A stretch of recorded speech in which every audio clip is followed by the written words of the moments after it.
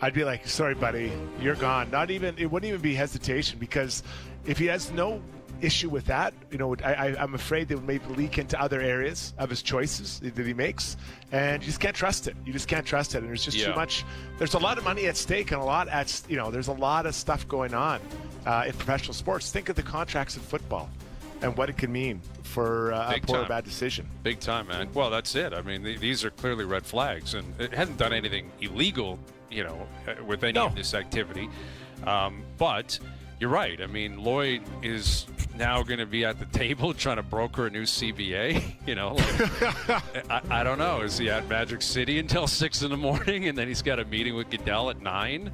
How's that going to go? I guess you'd be a little bit concerned about that. But yeah, you're right. I mean, it's crazy that he would put himself in that position, and now the union, now all hell's going to break loose with what's going on with the PA. And this seems to happen a lot in the NFL, because you mentioned the contracts, like the fact that they're not guaranteed, and I don't think the owners will ever allow them to be guaranteed. Like, it's just never going to get there. It's, unlike any other sport, it's so physical, it's so vicious, the lifespan is so short. The average player is probably 3 years in the league, give or take. And yes, we focus on the guys who make a lot of money, like TJ Watt yesterday made a fortune, right? He's making like $41 million guaranteed a year or whatever it is. Highest paid non-quarterback in NFL history. Worthy of that, deserving of that. But the 53rd guy on the roster in Pittsburgh who's, running down the field for punt returns, that guy's not, he's making $800,000, and he's probably going to be working somewhere else in a year or two. So yeah, the union, it's a wild scene. It's a wild scene, and this reporting is it's just going to get going. It's courtesy of ESPN and Don Von Natta and another reporter. But you knew we were starting to show this one. They're digging now, big time. Now that they have a smell a little bit of blood, they're going to go find stories, and there'll be other. Like I said, this isn't the only one. There'll be other things, and they're going to unravel this thing. I think that initially the whole thing at the Coldplay show was probably more dramatic, but this, I think, as it unfolds, will probably take the lead from our friends at the Coldplay concert. I think you're right. I mean, I think, again, Lloyd Howell Jr. has now resigned, and now, I don't think he's going to get a third strike, Jonas, if you're indicating that he was up to something in his previous stop. I don't think the next union's going to look over this one and say, we'll give you another shot. We'll let bygones be bygones. Lloyd Howell Jr. But the Coldplay one was a completely different story, and more on that coming out by the hour. Like, everyone's investigating their backgrounds and who knew those two growing up, and I've been reading threads on that all day. And yeah, this one I find much more interesting. Like, those two people I don't know, I have no association with them. I don't care. Like, now it's over. It was an interesting story for a day or two. This is one that's much deeper, because it involves the NFL and the Players Association. And you got to think, anyone in this position in maybe any of the other leagues, again, are probably thinking, all right, where have I been? Because, like, we've all been out, you go out with people that are in management or whatever, and they've got the company card. Buying dinners and stuff can get pretty expensive, can get pretty crazy. But if it's a business meeting, okay, that's the way it goes. And I would guess Lloyd Howell, I keep saying his name, I love his name, Lloyd Howell Jr. is, that's another thing that they'll be reviewing. Like, what was he doing at the steakhouse where it was a $12,000 dinner? Was that necessary for two people? What else was going on with this guy? It's not going to stop. But anyway, we'll continue to track what else comes out on that throughout the afternoon. Again, I just referenced TJ Watt getting paid yesterday. That was big because, I've been doing discussions about Aaron Rodgers and doing SportsCenter hits on what the Steelers are going to be. And what's been hanging over the whole conversation is, will they pay Watt? Or will he be a holdout? Will he not show up at camp? Will he miss parts of the season? And this is smart business. Like, you look at Dallas and the Cowboys and how they operate and what they're going to do with a very similar player who's looking for a new contract down there. They're going to wait.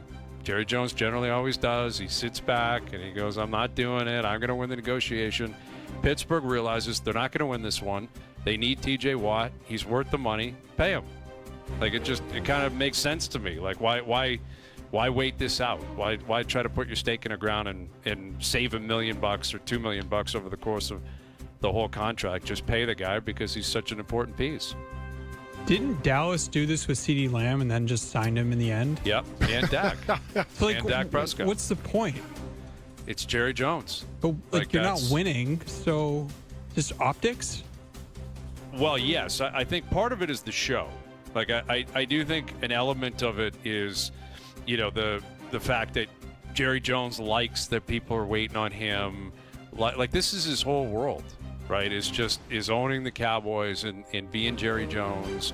But Mekhi Parsons, like by all accounts, is looking for a new deal, and he wants to be paid. And now that TJ Watt has been paid, he's probably looking at that saying, that's my bar. I don't think he should be paid more than Watt personally. He's younger though, and he's probably thinking, all right, I want $38 million guaranteed a year, 39. And once one shoe drops, it's coming. You mentioned CeeDee Lamb. That's what happened in the past, where Justin Jefferson got paid. I think Tyreek Hill had been paid. Jamar Chase didn't. He was waiting for it. But then CeeDee Lamb just looked at it and said, okay, if Jefferson's making that, I'll take $2 million less a year. It's not that complicated. Like, this is just where I fall in line. And Jerry Jones waited it out. And I'm sure the same thing's going to happen with Parsons. He's just going to wait it out because then everyone's talking about Jerry and the Cowboys. And if he can create a circus, he'll create a circus. Yeah, and I get it. I think Micah Parsons is a really good player, but it's interesting. You talk about the non-guaranteed contracts, and we're seeing, I think, in the last couple of years, teams moving towards fully guaranteed for some players. Deshaun Watson, I think, was one. This one with TJ Watt, like they're getting a lot closer than they used to be. So I wonder if we don't get at some point in this league where top players are getting, if not the whole contract guaranteed, most of it, and then it kind of funnels through all the way to the bottom guy who's not guaranteed at all, because that really, what's there left to negotiate for a top player? If you know the money, I think it's that percentage of guaranteed money, which is ultimately your biggest thing you want to negotiate. That's what matters, certainly for the players, and it matters for the contract and the cap hits, and like the NFL contracts are complicated. In terms of if you cut a guy, if you trade a guy, what it's worth, and how much dead money you have on the cap, and it's a complicated situation. But ultimately, in order for Aaron Rodgers and the Steelers to have success, they needed TJ Watt. He's there. Same thing applies with the Cowboys. Parsons got to be rushing the passer. He's got to be a machine on the defensive side of things, and he'll get his money. He'll get paid. He'll play, but it will likely be a typical Jerry Jones circus beforehand. All right, so we're back in the swing of things with Major League Baseball. The San Francisco Giants in town tonight. What's interesting is because we've been in the All-Star break, I haven't been paying as much attention to the future. It's been more about what's been going on with the break, and we've been talking a lot about the trade deadline. But I think there's a good chance this is the last time we see Justin Verlander pitch in Toronto tonight, who's on the mound for the Giants. And he hasn't had a great statistical year. He doesn't have a great record. I think he's 0-7. Does he have a win? No, he doesn't. Still? He's 0-7. His numbers aren't horrendous. He's got like a mid to low 4 ERA, but he's still Verlander. Like he's got the